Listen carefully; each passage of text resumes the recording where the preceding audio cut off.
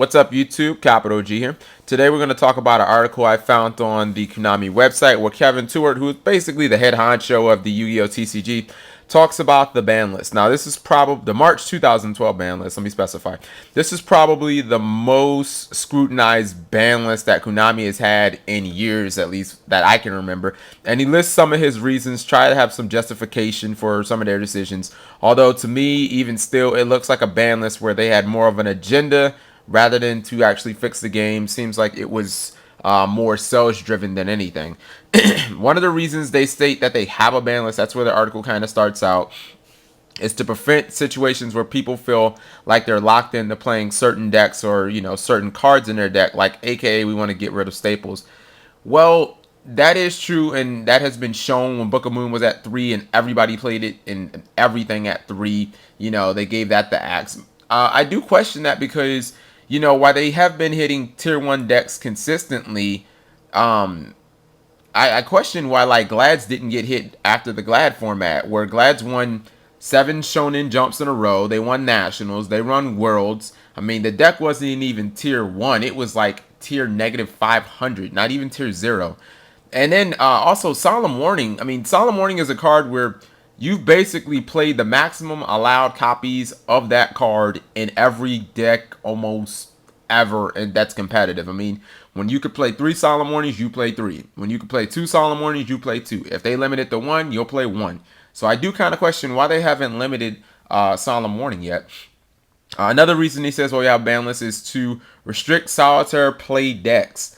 Now, I guess it isn't completely solitaire, but Final Countdown just top 16 a YCS Philadelphia. I'm questioning why that's still allowed, and I don't know what planet Konami lives on, but if they've ever seen Yugioh, Yugioh isn't like what you see on the Yu-Gi-Oh! TV show. Like, your entire game plan is to play 5 billion draw cards and stall cards, and to draw Exodia before your opponent gets to do anything. So, I mean, by that standard, Exodia should probably just be banned. Like, just ban the head or ban all the pieces or whatever. And then one of the last examples is to eliminate cards that are confusing, cause infinite loops, or just make, you know, interfere with just tournament play and make things unpleasant, which makes perfect sense again why Final Countdown is legal. And isn't self-destruct button still legal? Like, why the hell is that card still in the game? Now, he talks about Spore and Glow Up Bulb. I'm actually on board with this. The fact are, they were generic tuners that could be, they could synchro anything. They could synchro with anything. They could be thrown in any deck. I'm talking about a 5-card engine. I mean, hell, I threw them in a deck of Karakuris and Machinas and every other archetype you could think of, and got 9th at a regional that I should have topped because it just by chance it happened to, you know, when you combine Fortress with those level 1 tuners, you could get explosive OTK plays. So I'm cool with that. He explains Trap Does Shoot, which he says, you know, it's a ridiculously overpowered card. He conveniently skips over Trishula, though. And my thing is, if you don't have Spore and Glow Up Bulb, how are you summoning Trishula with like 2 cards? Because it's not going to happen consistently. Trishula was just, I think that was just collateral damage. I think it was obviously more of they just wanted to hit synchros in general. I just think he conveniently left that out. Because, I mean, outside of going Striker, Werewolf, and then Rhino, I mean, it's pretty difficult. He talks about Smoke Signal. He says that they either wanted to bring back Shein or Smoke Signal. You know, I think that if they would have brought back Shein, that, you know, Samurai would have been a lot more competitive. So, but, you know, I understand now. Torrential Tribute was now semi-limited because they say that it was a way to counter mass special summoning. You know, I think maybe Royal Oppression may have been a little too much, but I can wholeheartedly agree there. Like, maybe not at 3 because it is starting to see staple level, but it does keep this mass special summoning decks that you see like Chaos Dragons and stuff like that, Heretics. It keeps that shit in check.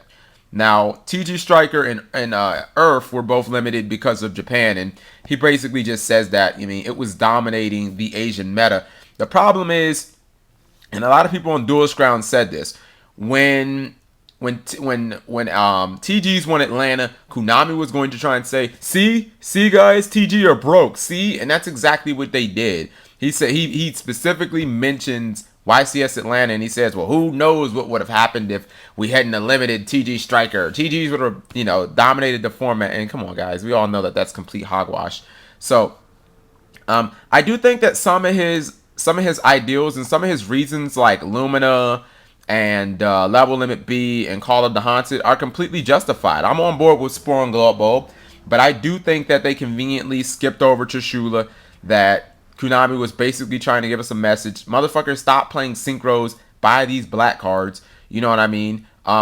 With Xian Smoke Signal, again, ironically, you would think, because that was a synchro best deck in Samurai, that they wouldn't want you playing that. But again, Konami has an agenda, because now we know that they're releasing an XC. So hell, what better way to make you guys go play the new Samurai XC by making Samurais more playable? You know what I mean? Like, if we can get some people playing them now, because, you know, we're making their game more consistent, then when we make them better and we give them a new XC, people will be even more inclined to play them. So I just want to know what you guys think about this. How do you feel about the ban list now that we've had some time to adapt to it? And let me know what you guys think. Thanks for watching, and please click an ad, because kind of broke right now.